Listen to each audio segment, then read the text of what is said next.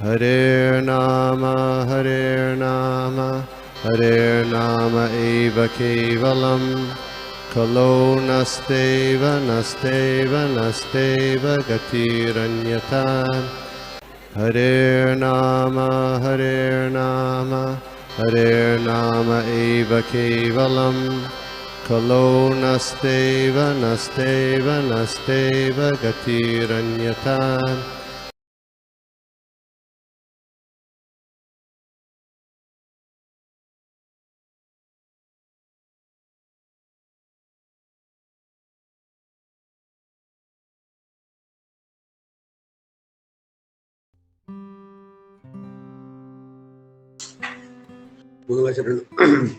ओम ज्ञानतिमिरन्धस्य ज्ञानाञ्जनशलाकया चक्षुरुन्मिलितं येन तस्मै श्रीगुरुवे नमः। श्रीचैतन्यमनोभीष्टं स्थापितं भूतले स्वयं रूप कथा मह्यं ददाति स्वपदान्तिकं वन्देऽहं श्रीगुरो श्रीयुतपदकमलं श्रीगुरुं वैष्णवंश्च श्रीरूपां साग्रजातां सागररघुनाथमुनितं तं सजीवं साधुवतं सावधूतं पर्येन सहितं कृष्णचैतन्यदेवं श्रीराधा कृष्णपदां सागरललिता श्रीविशाखान्वितंश्च हे कृष्ण करुणा सिंधु दीनबंधु जगतपते गोविंद राधा कांत नमोस्तुते तप्त कांचन गौरांगी राधे वृंदावनेश्वरी ऋषिवनुसुते देवी प्रणमामि हरिप्रिये वाञ्छाकल्पतरुभ्यश्च कृपा सिंधु च पतितानां पावनेभ्यो वैष्णवेभ्यो नमो नमः। जय श्री कृष्ण चैतन्य प्रभु नित्यानंद श्री अद्वैत गदाधर श्रीवासदि गौर भक्तवृंद हरे कृष्ण कृष्ण कृष्ण हरे हरे हरे राम राम राम हरे हरे नमः शिवदाय कृष्ण पृष्ठाय भूतले श्रीमते अक्लेदांत स्वामिनिति नामिने नमस्ते सरस्वती देवी गौरवाणी प्रचारिणे निर्विशेष शून्यवादी पाश्चात्य देशतारिणे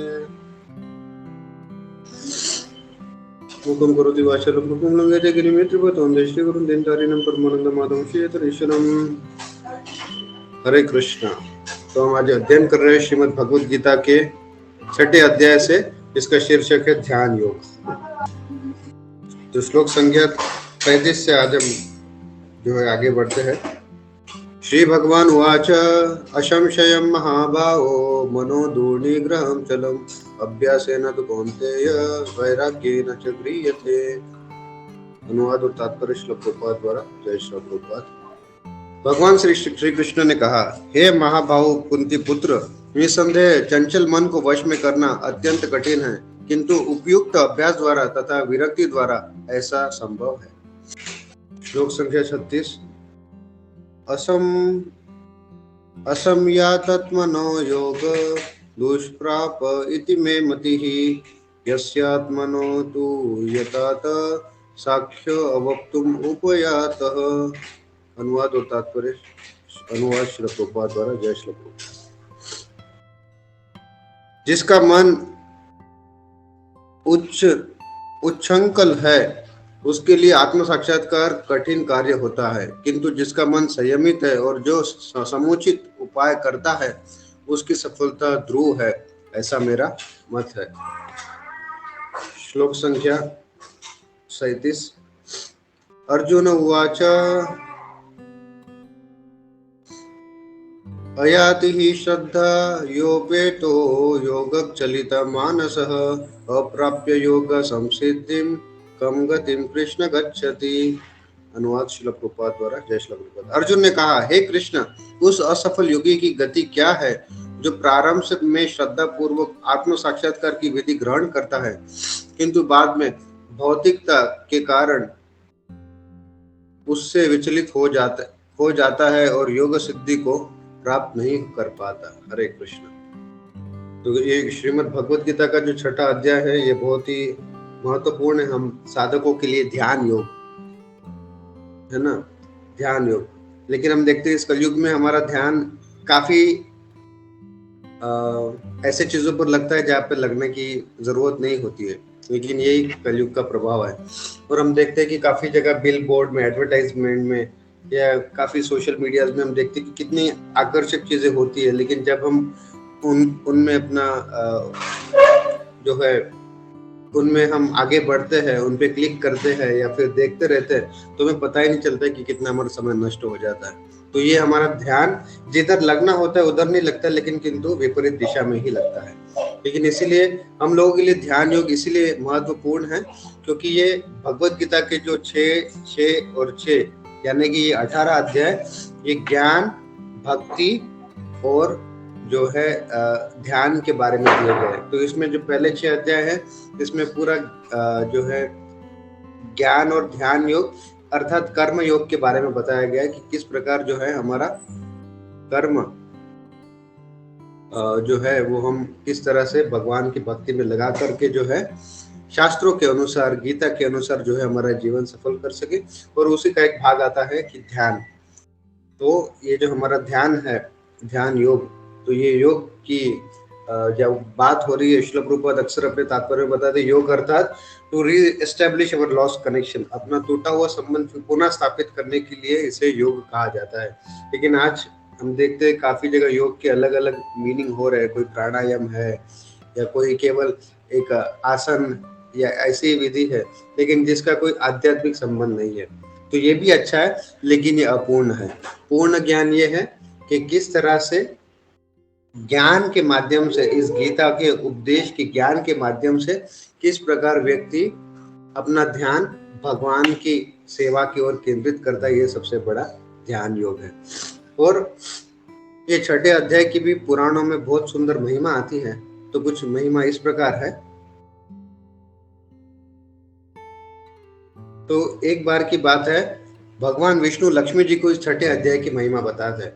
और ये 6ठे अध्याय की महिमा वो इस तरह से बताते कि ये महिमा सुनने मात्र से ही मोक्ष की प्राप्ति हो जाती है।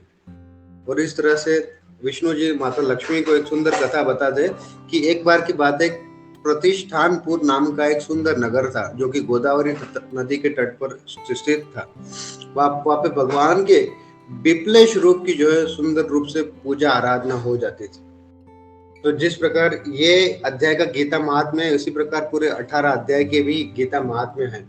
लेकिन आज हम जैसे 6ठे अध्याय के बारे में चर्चा कर रहे हैं, और जो कि पूर्णाहुति पे आ रहा है, आखिरी 10 श्लोक बचे हैं आज के श्लोक से।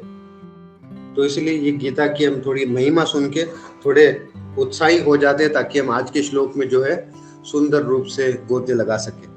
तो ये प्रतिष्ठानपुर की सुंदर नगरी थी, जहाँ पे जो गोदावरी नदी के तट पर स्थित थी और जहाँ पे भगवान के विप्लेश रूप की सेवा आराधना होती थी।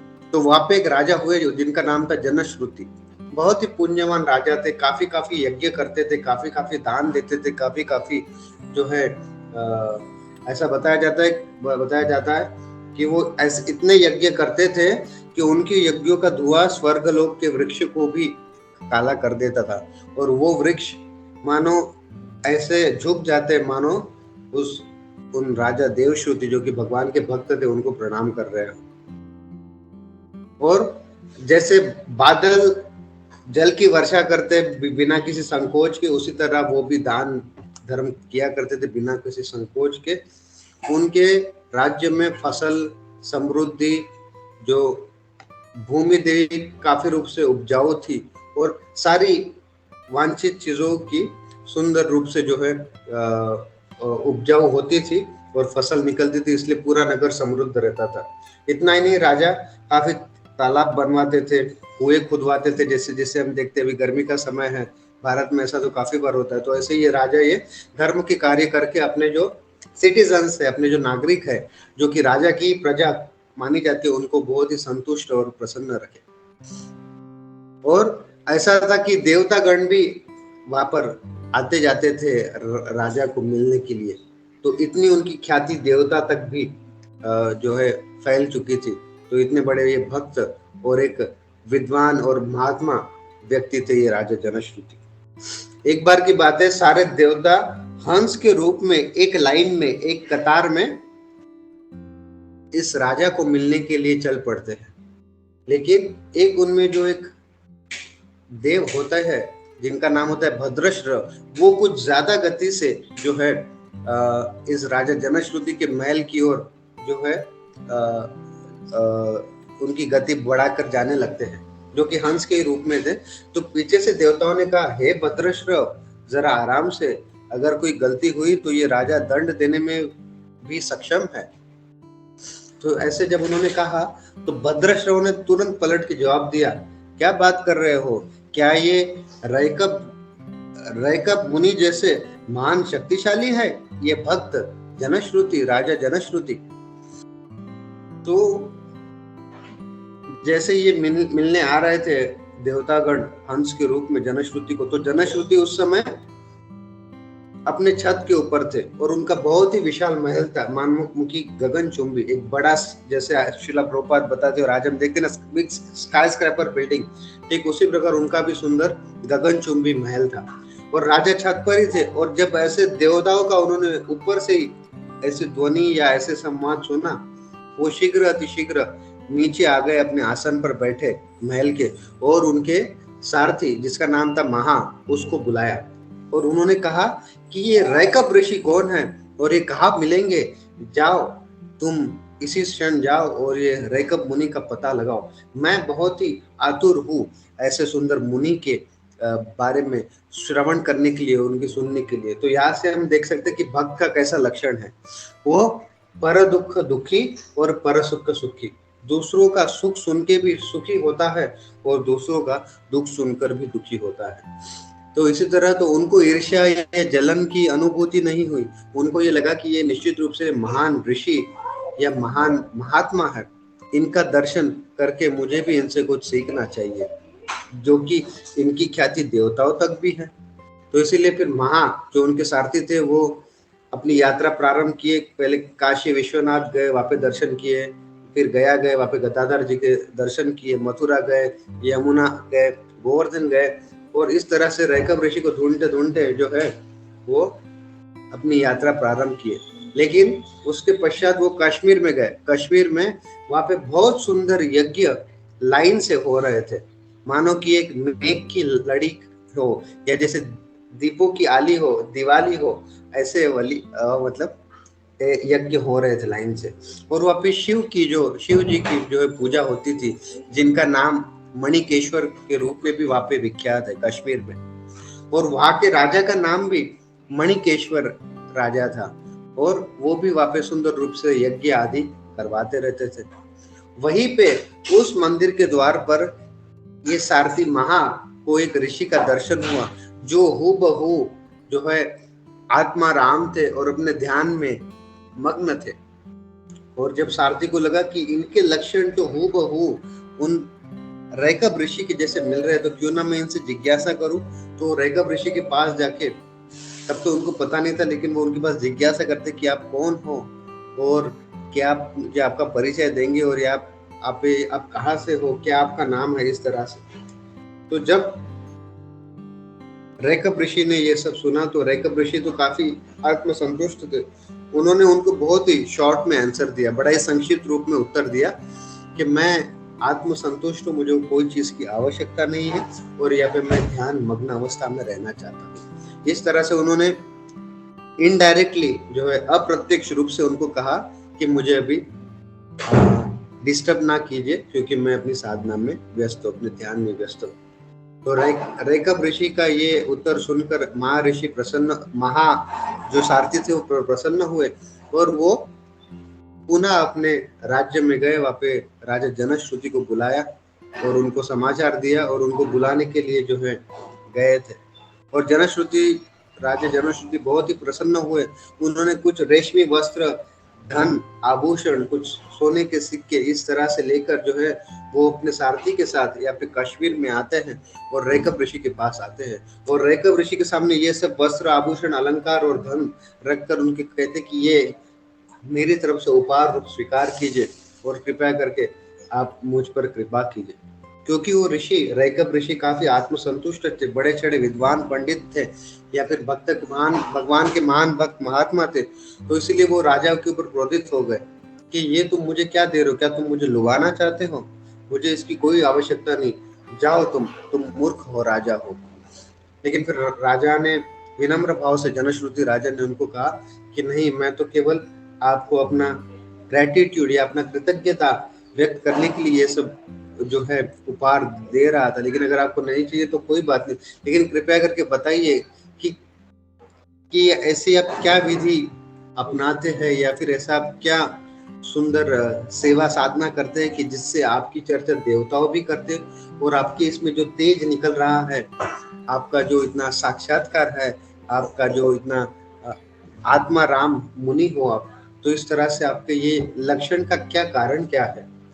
तो रैकब ऋषि राजा की विनम्रता से प्रसन्न होकर उनको बताते हैं कि मेरी ये सफलता या मेरे तेज का या मेरे साधना का ये जो कारण है वो है भगवत गीता के इस छठे अध्याय की बात, क्योंकि ये छठा अध्याय मैं प्रतिदिन श्रवण कीर्तन पठन करता हूँ और इसकी वजह से जो है मुझे भी भगवान की प्रेमामय भक्ति या भगवान की भक्ति जो है प्राप्त हुई है और मैं इसीलिए ध्यान मग्न और हर भौतिक चीजों से मेरा जो आकर्षण उठ गया है।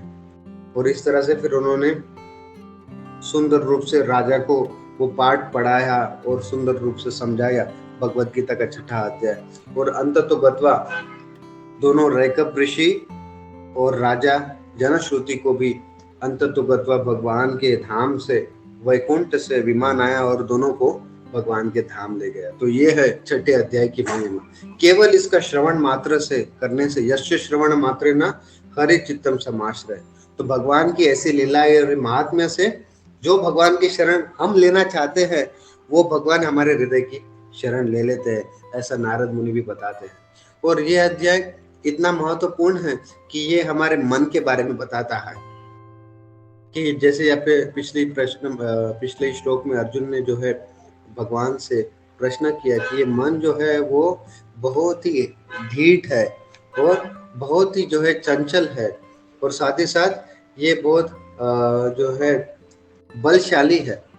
लेकिन भगवान कहते हैं कि निसंदेह मन तो चंचल है ही, लेकिन इसको अगर वश में करना है तो तुमको अभ्यास किंतु वैराग्य च गृह्यते। अभ्यास है ना तो कौन थे यह वैराग्य च गृह्यते। लेकिन तुमको इस साधना भक्ति का जो है अभ्यास करना है और साथ ही साथ विरक्ति, कृष्ण में आसक्ति, भगवान में आसक्ति, तो विरक्ति भी अपने आप हो जाती है। इसी का श्रील प्रभुपाद यहाँ पे तात्पर्य में बताते हैं कि अर्जुन द्वारा व्यक्ति इस हठीले मन को वश में करने की कठिनाई को भगवान स्वीकार करते हैं, किंतु साथ ही वे सुझाते हैं कि अभ्यास तथा वैराग्य द्वारा यह संभव है। यह अभ्यास क्या है? वर्तमान युग में तीर्थवास, परमात्मा का ध्यान, मन तथा इंद्रियों का निग्रह, ब्रह्मचर्य पालन, एकांतवास आदि कठोर विधि विधानों का पालन कर पाना संभव नहीं है। तो हम देखते हैं कि हम कलयुग के जीव है ना। हमारे लिए दान करना, ध्यान करना या जो है और जो अन्य यज्ञ करना, ये हमारे लिए संभव नहीं है। और जंगल आदि में जाके हिरण की जो स्किन है उसके ऊपर बिठा के तपस्या करना, ये भी हमारे लिए संभव नहीं है, क्योंकि आजकल वन भी नहीं है और साथ ही साथ जो है काफी डिफॉरेस्टेशन हो रहा है। और इस तरह से जो हम देख रहे हैं कि इस तरह से कलयुग का हाल है। लेकिन श्रील प्रभुपाद जी बता रहे हैं किंतु कृष्ण भावनामृत के अभ्यास से मनुष्य भगवान की नवदा भक्ति का आचरण करता है। ऐसी भक्ति का प्रथम अंग है कृष्ण के विषय में श्रवण करना। तो ये नवदा विधि की बात हो रही है। तो इसमें सर्वप्रथम में भगवान की इन कथाओं का श्रवण करना जो हमने अभी की। तो ऐसी कथाओं से क्या होता है? हमारा आकर्षण उत्पन्न होता है, और जब आकर्षण उत्पन्न होता है from attraction it leads to attention, है ना। जब हमारा कोई चीज, कोई बिलबोर्ड पे जब हमारा ध्यान आकर्षित हो जाता है तो हमारा अटेंशन हो जाता है कि ओ इसमें क्या लिखा है, ये क्या बता रहा है, किस चीज को संबोधित कर रहा है। ठीक उसी प्रकार जब हम भगवान के बारे में श्रवण करेंगे तो एक अट्रैक्शन से हम अटेंशन की तरह आएंगे, और वो अटेंशन और कुछ नहीं है, ध्यान योग है। अटेंशन देना भगवान को। मन को समस्त प्रकार की दूषिताओं से शुद्ध करने के लिए यह परम शक्तिशाली एवं दिव्य विधि है। कृष्ण के विषय में जितना ही अधिक श्रवण किया जाता है उतना ही मनुष्य उन वस्तुओं के प्रति अनासक्त होता है जो मन को कृष्ण से दूर ले जाने वाली है। मन को उन सारे कार्यों से विरक्त कर लेने पर कृष्ण जिसने कृष्ण का कोई संबंध नहीं है, मनुष्य सुगमता पूर्वक वैराग्य सीख सकता है। जिससे कृष्ण का कोई संबंध नहीं है, मनुष्य सुगमता पूर्वक वैराग्य सीख सकता है। वैराग्य क्या अर्थ है? पदार्थ से विरक्ति और मन को आत्मा में प्रवृत्त होना। तो अभी श्रील प्रभुपाद बता रहे हैं कि ये वैराग्य और कुछ नहीं है, विशेष राग। जो ये विरक्ति, जब हमारी मति जब सती होगी तभी हमारी सदगति होगी। तो जिस प्रकार एक पतिव्रता स्त्री वो सती होती है, वो अपने पति के ही बारे में, किसी पर पुरुष के बारे में स्वप्न में भी कभी चिंतन या मनन नहीं करती। उसी प्रकार भगवान का एक भक्त भी जो है हमेशा भगवान के प्रति ही शरणागत होकर उन्हीं की सेवा करता है। तो जब हमारी मति इस तरह से सती होगी तो तभी हमारी सद्गति होगी, या फिर तभी हमारी प्रगति होगी। तो निर्विशेष आध्यात्मिक विरक्ति कृष्ण के कार्यकल्पों में मन को लगाने की उपेक्षा अधिक कठिन है। तो मन को केवल भगवान में लगाए, ये बहुत ही कठिन हो पाता है ना। यह व्यवहारिक है, क्योंकि कृष्ण के विषय में श्रवण करने से मनुष्य स्वतः परमात्मा के प्रति आसक्त हो जाते हैं। लेकिन जब हम भगवान के बारे में श्रवण करेंगे, मन को अगर हम कुछ लगाए या कुछ ध्यान करें, उतने समय तक मन थोड़ा बहुत समय वश में रहता है, लेकिन फिर से चंचल हो जाता है। लेकिन जब हम भगवान के बारे में श्रवण करते हैं तो निश्चित रूप से मन हमारा वहीं पे जाता है, क्योंकि जिसमें हम इंटरेस्ट लेते हैं मन हमारा वहीं पे जाता है। तो जब हम भगवान के श्रवण के लिए थोड़ा सा इंटरेस्ट लेते हैं, तो जो भगवान जो है वो हमारा जो मन वो परमात्मा स्वरूप, जो हमारे परमात्मा बैठे हैं, वो हमको फिर ये बताते हैं, ये वो प्रेरणा देते हैं कि किस प्रकार हम भगवान की लीलाओं का स्मरण करें। यह आसक्ति परेशानुभूति या आध्यात्मिक तुष्टि कहलाती है। वह वैसे ही है जिस तरह भोजन को प्रत्येक कौर से भूखे को तुष्टि प्राप्त होती है।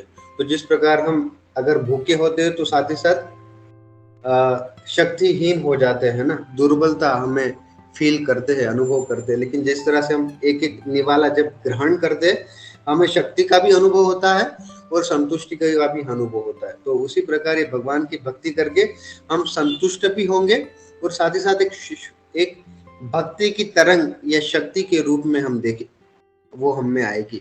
इस प्रकार हम देखते काफी लोग बूढ़े भी हो जाते हैं, लेकिन क्योंकि भगवान की भक्ति करते हैं, उनमें शक्ति जो है, सामर्थ्य है, वो बहुत रहता है, क्योंकि वो प्रभु की सेवा कर रहे हैं। क्योंकि जो भक्त भगवान की चिंता करते हैं, भगवान उनकी चिंता करते हैं। इसका ज्वलंत उदाहरण हमारे सबके गुरु महाराज है।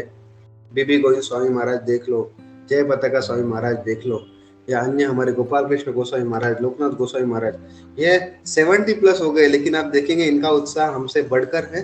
ना कीर्तन में, ना प्रचार में, ना सेवा में कभी पीछे नहीं हटते। तो ये शक्ति जो है, ये विशेष शक्ति का प्रवाह होता है जब कोई व्यक्ति जो है अपने चंचल मन को श्रवण के माध्यम से जो है भगवान की सेवा में संलग्न करता है। इस प्रकार भक्ति संपन्न करने से दिव्य तुष्टि की अनुभूति होती है, क्योंकि मन भौतिक वस्तुओं से विरक्त हो जाता है। तो भौतिक चीजों से दूर होने का शॉर्टकट ये है कि कृष्ण भक्ति को अपनाना, क्योंकि मन को हमेशा कोई ना कोई एंगेजमेंट होता है। तो जिस प्रकार जो है, जब तक मन को हायर टेस्ट नहीं मिलेगा तब तक लोअर टेस्ट छूटेगा नहीं।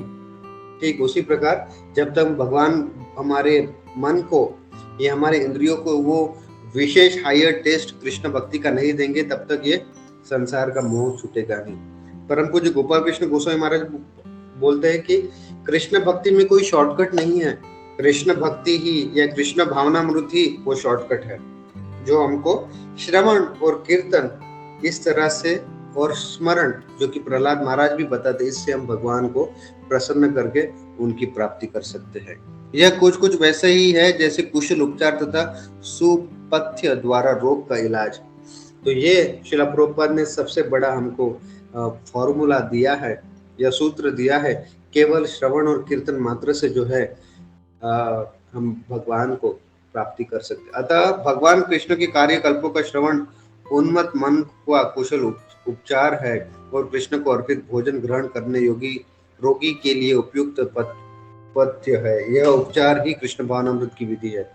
तो यही उपचार है हमारा श्रवण और कीर्तन, फिर होगा भगवान का स्मरण, जो कि हमको ध्यान योग तक लेके जाएगा।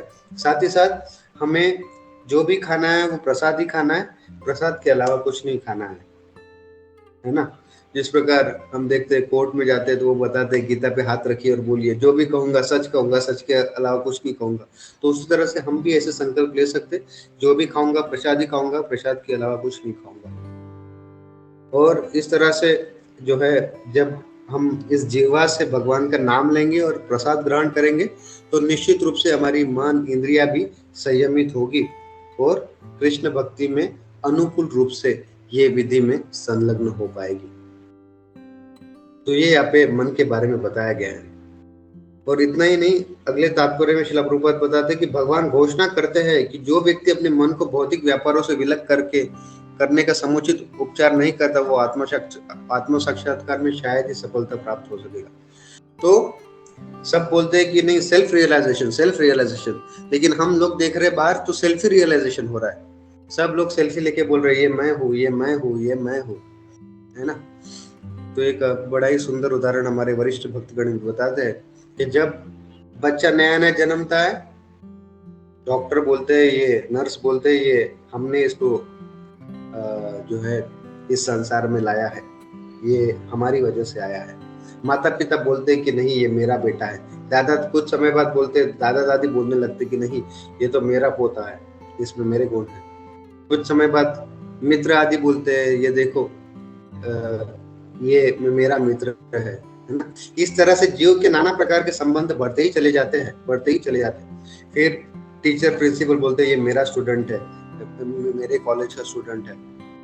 उसके बाद जो है उसकी पत्नी बोलती है ये मेरा पति है, मेरा पति सिर्फ मेरा ही है ना।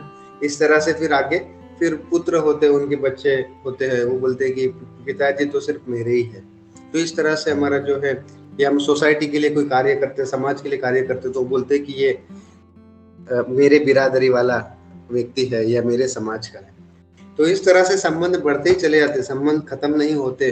और यही संबंध को निभाते व्यक्ति कृष्ण के साथ संबंध को भूल जाता है, जो कि एक भक्ति विनोद ठाकुर एक सुंदर भजन में गाते भी है, भूलिया तुम्हारे संसार आशिया पे नाना नाना व्याथा। तो बहुत ही सुंदर भजन है, समय मिला तो हम इसके और जरूर जाएंगे।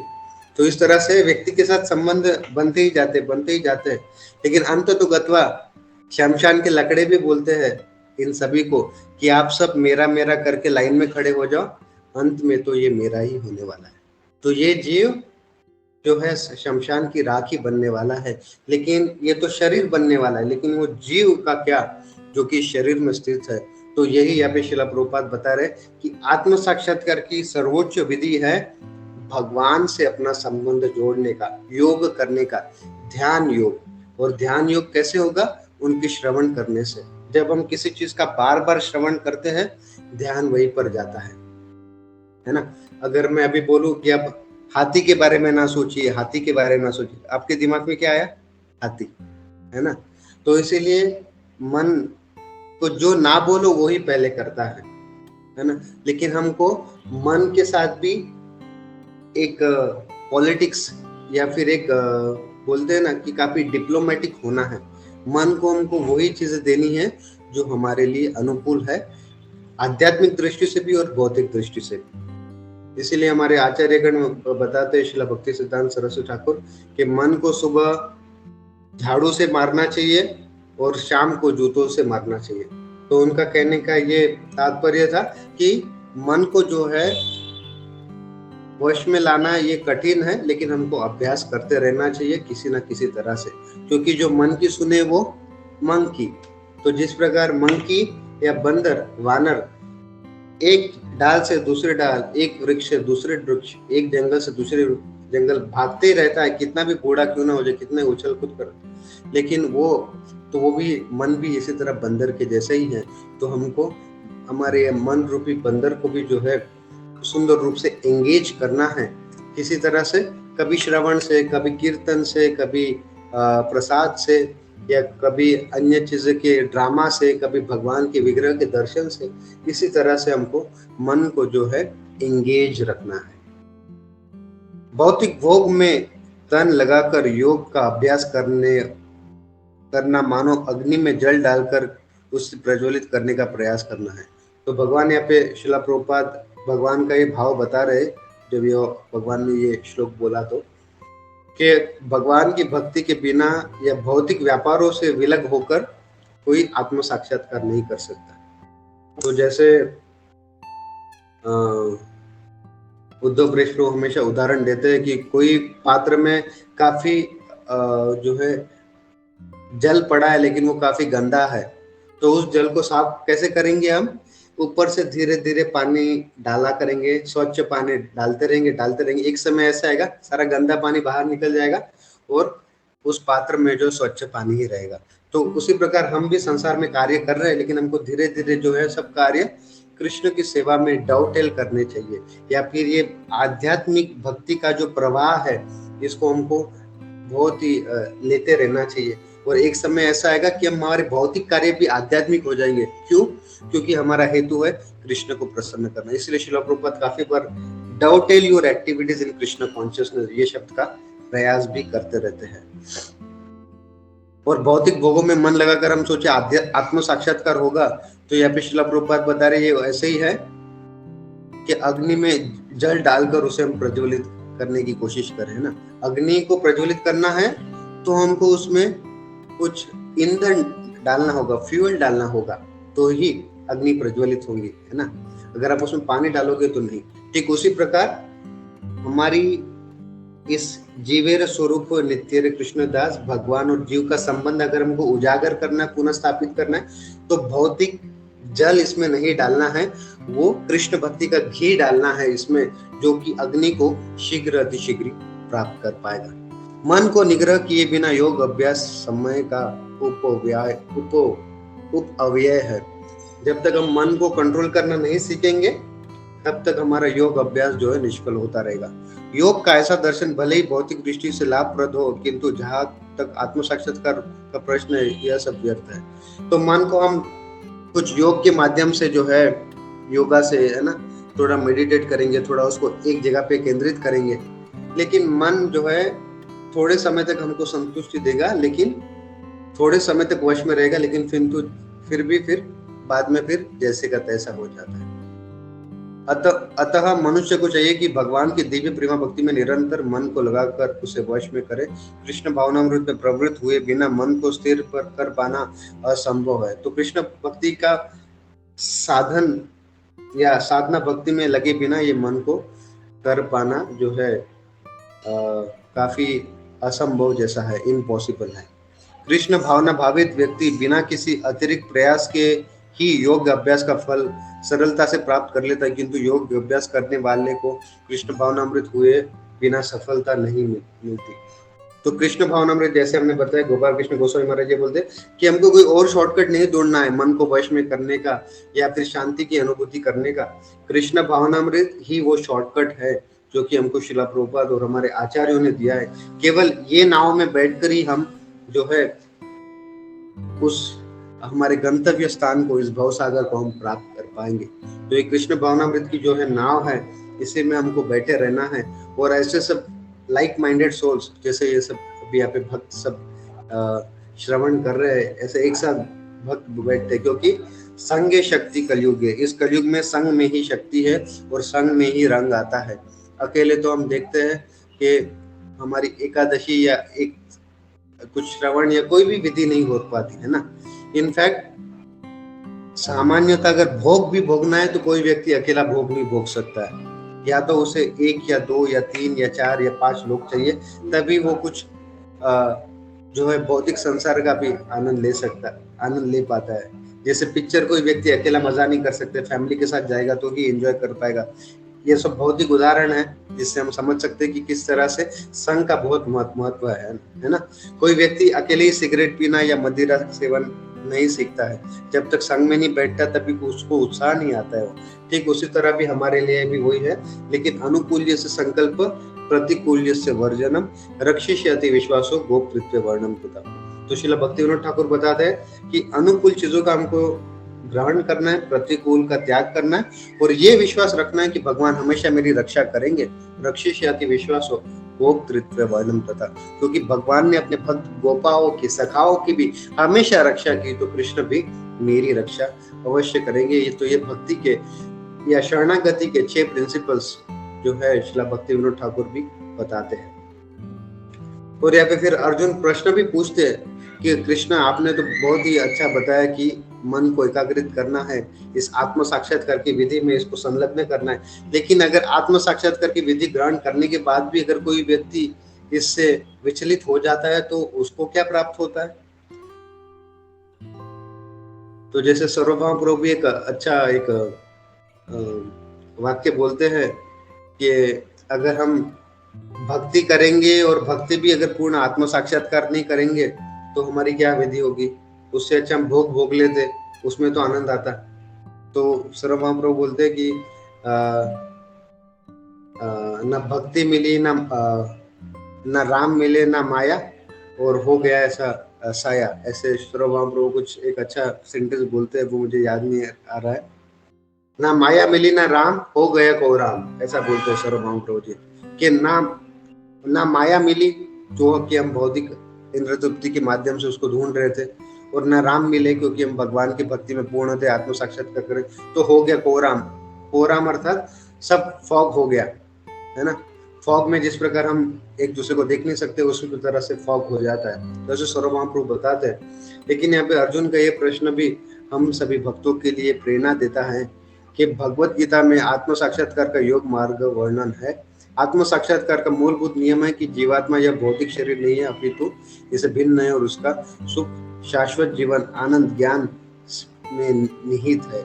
ये शरीर तथा मन दोनों से परे है। आत्म साक्षात्कार की खोज ज्ञान द्वारा की जाती है, इसलिए अष्टांग विधि या भक्ति योग का अभ्यास करना होता है। तो हमें कोई ना कोई ऐसा भक्ति योग जो कि हमको हमारे आचार्य गणों ने दिया, ऐसा योग सर्वोच्च योग है भक्ति योग, जिसको हम ग्रहण करके जो है आत्म साक्षात्कार की विधि प्राप्त कर सकते हैं, जो कि हम समझ सकते हैं कि मैं शरीर नहीं हूँ, आत्मा हूँ।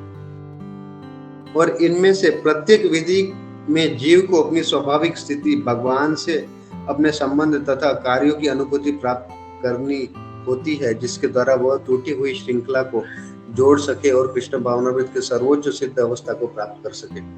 तो चैतन्य चरितामृत में बहुत सुंदर श्लोक आता है, नित्य सिद्ध कृष्ण प्रेम साध्य कबू नाय, श्रवण आदि शुद्ध चित्त करे उदय।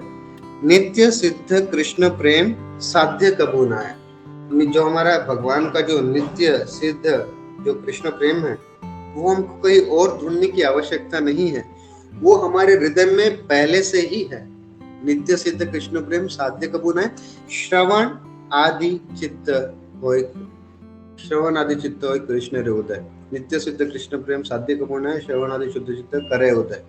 तो श्रवण आदि चित्त से करे उदय, ये उदय हो पाएगा, है ना। जिस प्रकार हम उदाहरण की तरह देख सकते हैं, काफी लोग विदेश में रहते हैं, है ना, लेकिन उनका इंडिया में भी एक एनआरई या एनआरओ अकाउंट या सेविंग्स अकाउंट होता है।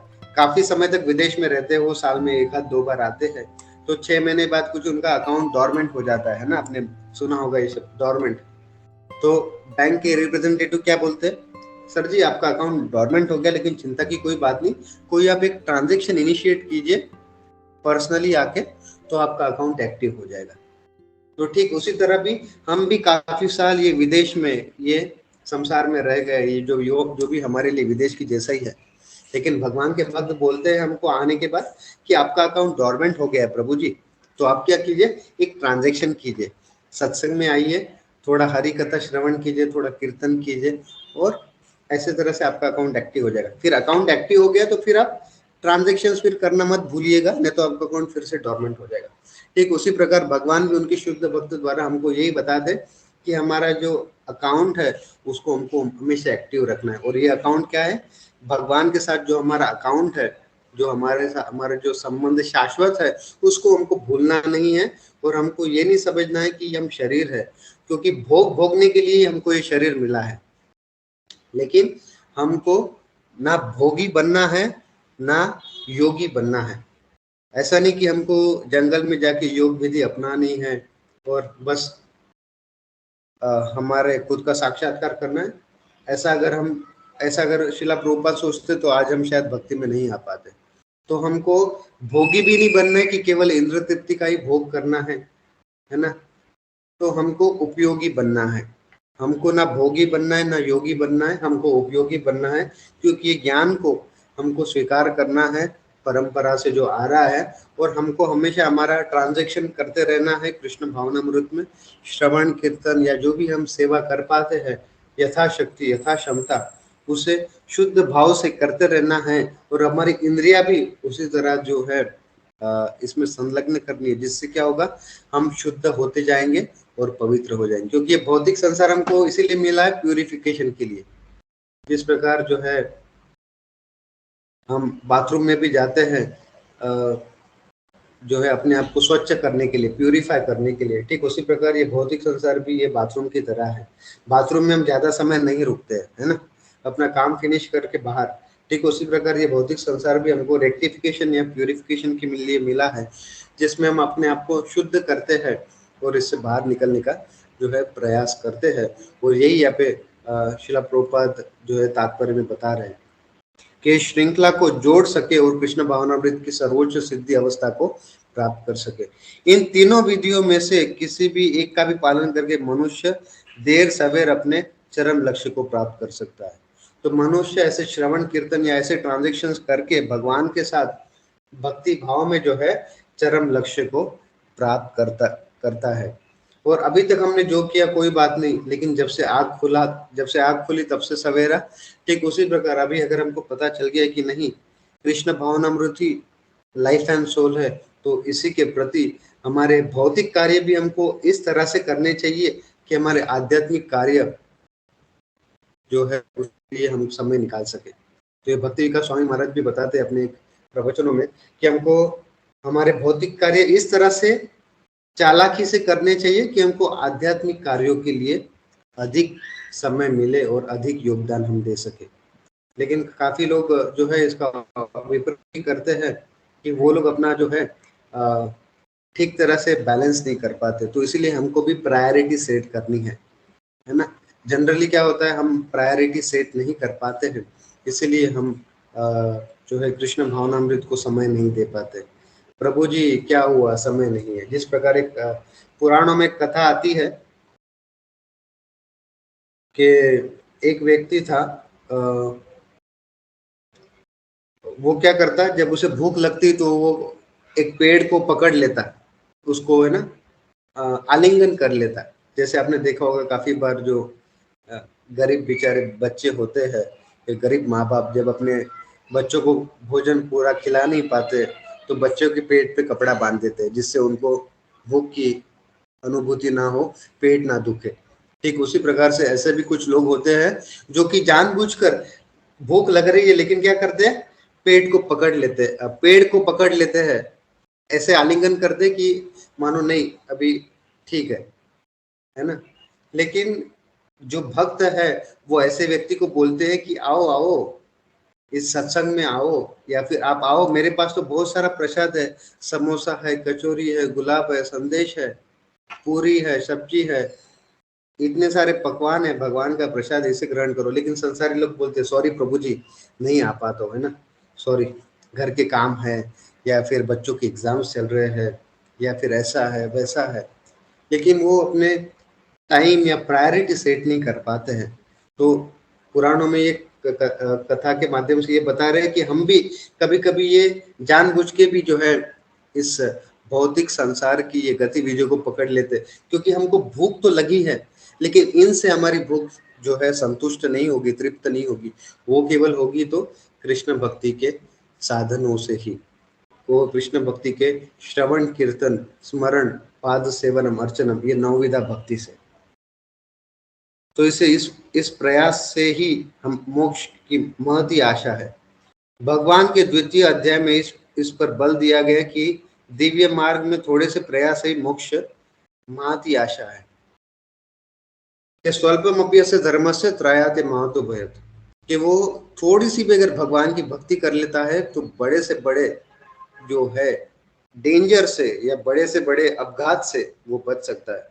इन तीनों में से इस युग के लिए भक्ति योग विशेष रूप से उपयुक्त है, क्योंकि इसे ईश साक्षात्कार की यह श्रेष्ठतम प्रत्यक्ष विधि है। अतः अर्जुन पुनः आश्वस्त होने की दृष्टि से भगवान को अपने पूर्व कथन की पुष्टि करने की को कहता है। तो इसीलिए अर्जुन भी ये भगवान के सामने ये प्रश्न रखते हैं ताकि उसमें उसको और कन्विक्शन उसका बढ़े, उसका और आश्वासन बढ़े कि जो है भगवान की भक्ति या ईश प्राप्ति के लिए इस साक्षात्कार या फिर आध्यात्मिक साक्षात्कार के लिए भगवान की भक्ति ही सर्वोच्च है। भले ही कोई आत्म साक्षात के मार्ग में निष्ठापूर्वक क्यों ना स्वीकार करे, किंतु ज्ञान की अनुशीलन विधि तथा अष्टांग योग का अभ्यास इस युग के लिए सामान्यतः बहुत कठिन है। तो अष्टांग योग, ध्यान योग, ज्ञान योग, कर्म योग बहुत ही डिफिकल्ट है, लेकिन भक्ति योग वो सिंपल है कि जिस तरह से 2000 के इंडिया के नोट में, जो कि अभी बंद होने वाला है पता नहीं, उसमें 550 भी है, 10 भी है, 5 भी है, 500 भी है, 1000 भी है और 100 200 भी है। ठीक उसी प्रकार भक्ति योग में सारे प्रोसेस का निचोड़ है। उसमें ध्यान योग भी है, कर्म योग भी है, ज्ञान योग भी है, और ये पूरा जो है एक सुंदर रूप से जो कलयुग के जीवों के लिए जो एक सुंदर एक उपहार हमारे आचार्यगण देते हैं। जैसे हम इंडिया में काफी बार पढ़ते हैं ना, आपने मुंबई में देखा होगा कि 10वीं फेल लोग 12वीं पास करे, है ना। तो उसी तरह हम भी कलयुग के जीव है, हम भी सब लोग 10वीं फेल है, लेकिन हम 12वीं पास कैसे कर सकते हैं? ऐसे इस्कॉन रूपी इंस्टीट्यूट में जाके, जहाँ पे हमको आत्म साक्षात्कार का इतना सरल प्रोसेस दिया गया है कि बस हमको उसको पकड़ना है ना। जनरली हम देखते हैं कि घोड़े को कुएं के पास जाना पड़ता है अपनी प्यास बुझाने के लिए, लेकिन हमारे इस्कॉन भक्त शिला प्रभुपाद की कृपा से जो है कुएं घोड़े के पास आ रहे हैं। हम जैसे घोड़े, जो कि जिस प्रकार घोड़ा भी कैसे मन की तरह चंचल रहता है, कभी इधर तो कभी उधर दौड़ते ही रहता है, लेकिन किधर दौड़ना है ये पता नहीं है। तो यही से हमको ये डायरेक्शन प्राप्त हो रहा है कि किस तरह से हमको मन को सही दिशा में लेके जाना है। तो इसीलिए यहाँ पे बताया जा रहा है कि यही सर्वोच्च विधि है। तो इससे भले ही कोई शुरुआत में निष्ठापूर्वक स्वीकार ना करे, हम भी देखो, मेरी बात ही ले लो, मैं भी जब भक्ति में आया था तो सुंदर रूप से प्रसाद, कितना सुंदर इस्कॉन में प्रसाद मिलता है ना, पाइनएप्पल हलवा, इतना स्वीट ये, और संदेश, और सुंदर मिठाइयाँ, प्रसाद। तो ये सुन के मैं, ये देख के मैं भक्ति में आया, है ना, कि चलो अपना पापी पेट का सवाल है। लेकिन प्रसाद से ही जो है हमारी वास्तविक रूप से प्रगति, और ये भी एक सेवा है। तो कहने का तात्पर्य यह था कि ये जो सब गतिविधियां है भक्ति की, ये हमको इस आत्म साक्षात्कार की ओर जो है वो आगे लग जाती है। भले ही हम केवल दुख था इसीलिए आए भक्ति में, कोई बात नहीं, लेकिन आगे हमको सर्वोच्च सुख की अनुभूति होती है, जो कि कृष्ण प्रेम है। तो भले ही किसी कारणवश क्यों ना हम आए, कोई मोटिवेशन से क्यों ना आए, कोई हमारी इच्छा से क्यों ना आए, कोई अभिलाषा से क्यों ना आए, लेकिन ये मार्ग इतना उत्कृष्ट है, इतना इतना सर्वोच्च है कि हमारे ये तथाकथित सुख से भी हमको अधिक सुख प्राप्त करवाता देता है। तो भले ही कोई व्यक्ति, हाँ यहाँ पे हमने विधि का अष्टांग योग, हाँ, अतः निरंतर प्रयास होने पर भी मनुष्य अनेक कारणों से में से असफल हो सकता है। तो भले ही दूसरे कोई प्रोसेस में हम असफल हुए, लेकिन यहाँ पे सक्सेस गारंटेड है। और भले ही आपका आगे चल के पतन होता है, लेकिन फिर भी आगे के श्लोक में हम देखेंगे, फिर भी इसमें कोई लॉस नहीं है। लेकिन ये आपको, अगर आप 10% भक्ति आपने की है और आपका जो है पूर्णतः आत्म साक्षात्कार 100% नहीं हो पाए, लेकिन फिर भी भगवान आपको अगला जन्म मनुष्य शरीर का देंगे और आपका भक्ति स्टार्ट होगा 11% से। तो ये भक्ति मार्ग का सुंदर रूप से उपहार है। आज मैं इस भौतिक शरीर में जितना धन कमा लूं, ये धन इधर ही रह जाएगा, अगले जन्म में फिर से जीरो से, स्क्रैच से स्टार्ट करना पड़ेगा। लेकिन ये आध्यात्मिक धन का गणित बिल्कुल विपरीत है। तो जितना हम इसमें अधिक रुचि लेंगे, जितना हम इसको अधिक ये धन कमाएंगे, आध्यात्मिक धन, जितना हमारा आध्यात्मिक बैंक अकाउंट ट्रांजैक्शन से हम भरते रहेंगे, उतना ही हमको आगे चल के ये हेल्प करेगा। तो इसीलिए हमको तो दृढ़ बन के ही इस भक्ति मार्ग में चलना है। लेकिन किसी न किसी वश अगर हमारा पतन हो भी जाता है, लेकिन उसमें भी कोई भय की बात नहीं है। भगवान अपने भक्तों को, न मे भक्त्या प्रणश्यति, अपने भक्तों को कभी उनका पतन नहीं होने देंगे। दिव्य मार्ग के अनुसार वह बहुत कुछ माया के ऊपर धावा बोलने जैसा है। दिव्य मार्ग का अनुसरण बहुत कुछ माया के ऊपर धावा बोलने जैसा है। तो भगवान की भक्ति का मार्ग स्वीकार करना मतलब माया के विरुद्ध युद्ध करने जैसा है ना। तो काफ़ी बार हम देखते भी है कि हम भक्ति मार्ग में स्विमिंग करना ये ओशन की लहरों के विपरीत स्विमिंग करने जैसा है ना। लेकिन इसमें थोड़ा सा हमको बाहरी रूप से जो है प्रयास कठिन लग सकता है, लेकिन हम देखेंगे कि ऐसे सुंदर भक्तों के बीच में हम प्रयास कर रहे हैं तो निश्चित रूप से आसान हो जाता है। ओ प्रभु जी भी निर्जला कर रहे हैं एकादशी, चलो मैं भी करता हूँ। ओ प्रभु जी भी बच्चों के साथ मंदिर आ रहे हैं सत्संग में रविवार के दिन, चलो मैं भी प्रयास करता हूँ। इसी तरह से जब हम संघ में रहेंगे तो हमें निश्चित रूप से एक दूसरे को प्रेरणा प्राप्त होगी और हम जो है इससे पराजित नहीं हो पाएंगे। फलतः जब भी मनुष्य माया के पाश से छूटना चाहता है तो वह विविध प्रलोभों के द्वारा आकर्षित अभ्यासकर्ता को पराजित करना चाहती है। बद्ध जीव पहले से प्रकृति के गुणों द्वारा मोहित रहता है और दिव्य अनुशासनों का पालन करते समय भी उनके पुनः मोहित होने का संभावना बनी रहती है। यही योगाच योगाचालिन मानस अर्थात दिव्य पद से विचलन करता है। अर्जुन आत्मा साक्षात्कार के मार्ग से विचलन के प्रभाव के संबंध में जिज्ञासा करते हैं। तो अर्जुन इस प्रकार जिज्ञासा करते हैं, लेकिन हम आगे के श्लोक में देखेंगे प्रभुपाद बहुत ही स्पष्टता से बोलेंगे कि इस पद पर कोई भय की बात ही नहीं है। स्वल्पमप्य से धर्म से त्रायते महातोभय। थोड़ा सा भी भक्ति मार्ग में प्रयास बड़े से बड़े विनाश से हमको बचा सकता है। तो इसीलिए परम पूज्य राधा गोविंद स्वामी महाराज बहुत ही सुंदर बात बताते हैं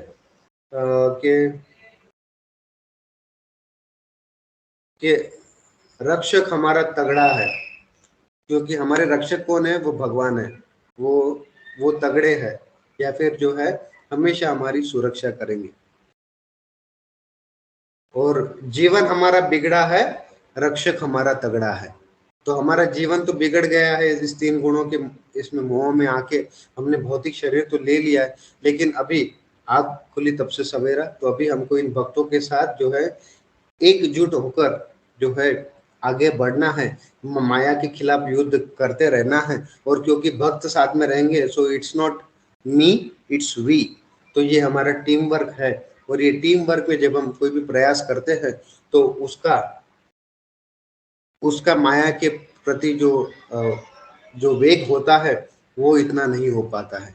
तो जब हम संग में आके जब हम कोई चीज करते हैं तो इस कलयुग में उसी का बड़ा महत्व है, और उससे ही हम माया के खिलाफ युद्ध में अवश्य विजयी होंगे। और भगवान और शिला प्रभुपाद हमको इस चीज का आश्वासन दे रहे हैं। तो इसीलिए ये स्कॉन ये वो नौका है जिसमें हमको सदैव बैठे रहना है, और हमारे गुरु को वो कैप्टन बनाना है। जो नौका का जो स्टेयरिंग व्हील है वो हमको हमारे गुरु को देना है, और इस नाव में हमको हमेशा बैठे रहना है। काफी सारे प्रलोभन आएंगे, जैसे हम नाव में बैठे रहते, काफी सारी शार्क्स या बड़ी बड़ी है ना सुंदर रूप से तैरती रहती, हमको भी लगता है कि चलो इनके साथ मैं भी तैरूं। लेकिन ये प्रलोभन से हमें बचे रहना है। और कभी भी भक्ति चारू स्वामी महाराज भी यही बता दे, कभी भी आप इस्कॉन की ये नौका से कभी बाहर मत जाइएगा, क्योंकि यही आपका सेफ जोन है। तो हमको भी देखना है कि भक्तों के बीच में ही मैं सेफ हूँ, अन्यथा बाहर तो काफी प्रलोभन रहते हैं। हम देखते हैं कुछ व्हाट्सएप पे हम भक्तों के सत्संग का मैसेज देखने जाते हैं तो दूसरे लोगों के भी हमको मैसेज आते रहते हैं, ये पार्टी, वो बर्थडे पार्टी, ये एनिवर्सरी, है ना।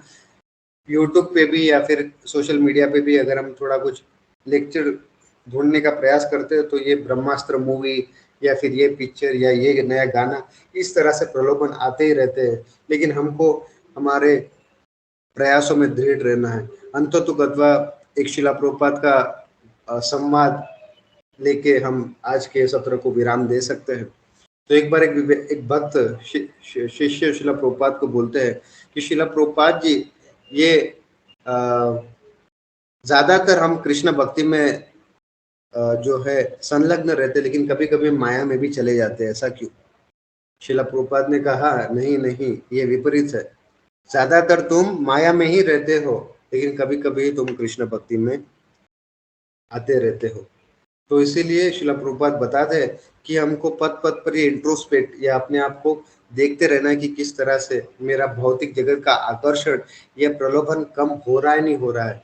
तो तभी हम देख सकते हैं कि नहीं, मैं आध्यात्मिक दृष्टि से बढ़ रहा हूँ। और एना केना प्रकार है ना मन कृष्ण निवेश है, चाहे श्रवण में, चाहे कीर्तन में, चाहे ड्रामा में, या फिर प्रसाद में, या फिर डीटी सेवा में, इस तरह से हमको मन को एंगेज रखना है ना। एक बार एक बच्चा स्कूल जा रहा था, तो उसको एक जीनी मिल गया, अलादीन का चिराग मिल गया। तो उसने अलादीन के चिराग को घिसा, तो उसमें से जीनी आ गया। तो जीनी कहता है, हुकुम मेरे आका। तो तो वो जीनी कहता है कि सर, आप मुझे कोई भी कार्य दीजिए, लेकिन जैसे ही वो मैं पूरा कर दूं, आप मुझे दूसरा कार्य भी दे दीजिए। अगर आप मुझे खाली छोड़ेंगे तो मैं आपको खा जाऊंगा। तो बच्चा बोलता है ठीक है। तो बच्चा बोलता है कि मेरे लिए ये यहीं पे स्कूल बनवा दो, ताकि मैं यही पढ़ाई कर सकूं। फिर मेरे लिए यहीं पे घर बनवा दो, यही सब खिलौने वगैरह ये सब बनवा दो। तो जो भी कुछ बोले जीने तुरंत आके कर दे। तो बच्चा फिर परेशान हो गया कि इसको फिर मैं क्या और दूसरा कार्य दूं। तो फिर बच्चा बहुत ही चतुर होता है, वो बोलता है, जीनी तुम एक काम करो, ये वृक्ष देख रहे हो, इसके इसके ऊपर नीचे से चढ़ो, फिर ऊपर आके फिर से नीचे उतरो, फिर नीचे से ऊपर जाओ, ऊपर से नीचे जाओ, नीचे से ऊपर जाओ, ऊपर से नीचे जाओ। तो एक निताई सेनी माता जी बड़ा ही सुंदर उदाहरण देती है इसको लेके, कि उसी तरह हमें भी हमारी माला को जब हम करते हैं, तो मन को यही बोलना है कि मन, बस तुम ये माला में नीचे से ऊपर कर लूं, तब तक तुम इसके ऊपर जो है चलते रहो या शांत रहो, है ना। ये माला होने के बाद मैं तुमको कुछ कार्य दूंगा। तो बच्चे ने भी ऐसा ही किया कि आप जीनी तुम ये झाड़ के ऊपर जाओ, फिर नीचे आओ, ऐसे करते रहो जब तक मैं तुमको दूसरा काम ना दूं। तो उसी प्रकार हमको भी हमारे मन को इसी तरह से निर्देश देना कि हाँ, बस इतनी माला कर लूं, फिर तुझे थोड़ा टाइम दूंगा या तेरे लिए कुछ करूंगा। तो इसीलिए मन को अगर कोई चीज उसके लिए थोड़ा कठिन बना दो, तो मन जो है विरोध नहीं कर पाता है। तो उसी तरह हमको एना के ना प्रकार है ना मन कृष्ण निवेश करते हुए जो है अभ्यास है ना, कौनते या वैराग्य चक्रिय थे, अभ्यास भी करना है और इस विरक्ति का भी अनुभव करना है। विरक्ति अर्थात विशेष राग हमारे भगवान की भक्ति में जब हम उत्पन्न करेंगे, तो हमारा लोअर टेस्ट ऑटोमेटिकली छूट जाएगा। हरे कृष्ण कृष्ण कृष्ण हरे हरे, हरे राम राम राम हरे हरे। ग्रंथराज श्रीमद भगवद गीता की जय, श्री प्रभुपाद की जय, उपस्थित भक्तवृंद की जय, निताय गौर प्रेमानंद, हरि हरि जय। हरे कृष्णा प्रभु, दंडवत प्रणाम। बहुत बहुत धन्यवाद प्रभु, बहुत अच्छा क्लास था। तो क्लास में हमेशा पंच लाइन कुछ ना कुछ हमेशा रहता ही है। तो वेरी नाइस, बहुत से पॉइंट्स भी आपने जोड़े, वेरी नाइस प्रभु जी। ने जो वो जिन वाला जो स्टोरी सुनाया था, और निताई सेविनी माता जी ने कैसे उसे अपने माला से कनेक्ट किया, इट वाज रियली वंडरफुल। कि हमारा मन भी जो है वो भागता रहता है इधर, लेकिन हम लोग जो डिवोटीज हैं वो कैसे वो जो अपने माला का वृक्ष है, इसको नीचे से ऊपर, ऊपर से नीचे, नीचे से ऊपर, ऊपर से नीचे उसमें लगा के रखते हैं। इट्स वेरी डिफिकल्ट, हम लोग कोशिश करते हैं, लेकिन फिर भी जो मन रूपी जिन है अपना, हम लोग इस माला में लगाने का प्रयास करते हैं। तो ये एक बहुत अच्छा एक उदाहरण था जो हम लोग जो याद रखना चाहिए। और दूसरा बात जो आपने एक कहा था वो नशे वाला, कि वो लोग अकेले में मतलब कोई सिगरेट नहीं पीता या शराब नहीं पीता, लेकिन हम लोग देखते हैं कुछ कुछ लोग जो होते हैं, they are so addicted, so addicted, कोई हो नहीं हो, उसको शराब पीना है तो पीना है, वो अकेला बैठ के पिएगा। उसको सिगरेट पीना है तो अकेले, हमारे ऑफिस में देखता हूँ वो कोई नहीं, वो अकेले जाके सिगरेट पीता है, उसको कंपनी की जरूरत नहीं है। तो जब मटेरियल लोगों को इतना एडिक्शन है, तो हम लोगों को स्पिरिचुअली अपने माला से एडिक्शन होना चाहिए। कोई हो ना हो, भाई मेरे को जप करना है बस, कोई आए नहीं आए, मेरे को अपना जप करना है।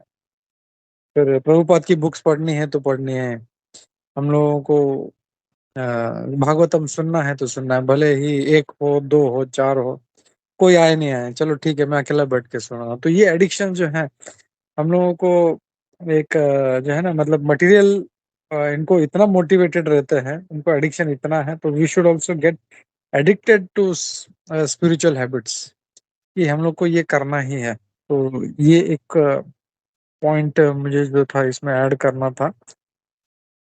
And thank you very much Keshav Bharati Prabhu. Keshav Bharati Prabhu ji बहुत टैलेंटेड है। मेरे को सुबाल प्रभु जी ने बताया कि प्रभु नॉट ओनली हिंदी इंग्लिश और गुजराती, लेकिन मराठी में भी काफी अच्छा लेक्चर देते हैं। तो एक बार मैं प्रभु जी को मराठी लेक्चर के लिए इनवाइट करूंगा। Please please do come Prabhu ji. Hare Krishna Prabhu.